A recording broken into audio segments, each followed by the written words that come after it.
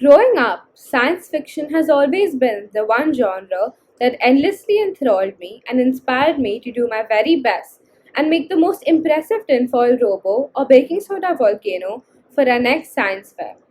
When I think of a basic science fiction movie, I get a very clear idea in my head of a scene set where society is falling apart, natural calamities at huge scales are occurring, and there's impending doom.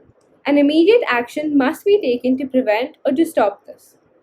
This type of future portrayed can be called dystopian. The poster movies for this setting are movies like 2012, Tomorrowland, and I Am Legend, which I'm sure most of us here would have seen. However, it has not always been this way. If we go back a few years, say before the mid 1980s, all science fiction movies painted a very different picture of the future. Neon lights, trips to Mars, and flying cars were all symbols of the future. This type of future can be perceived as utopian. Prime examples of such sci fi movies are The Other Side of the Horizon, Forbidden Planet, and Garden of Eden, to name a few. This makes us realize that there has been a shift from utopian to dystopian themes in science fiction, which in turn makes us question ourselves. Why this change? Movies and literature have been proven to be the most influential forms of media, which are most effective to communicate messages and ideas in subliminal manners.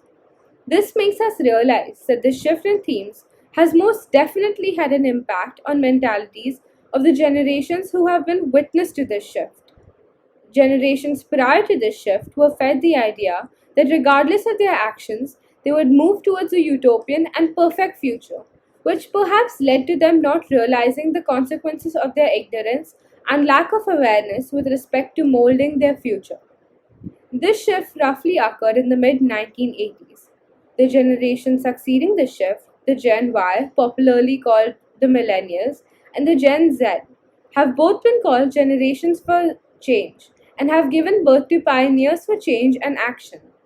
These generations are formed by proactive, young, and free minded individuals, unafraid to speak their mind and call for change.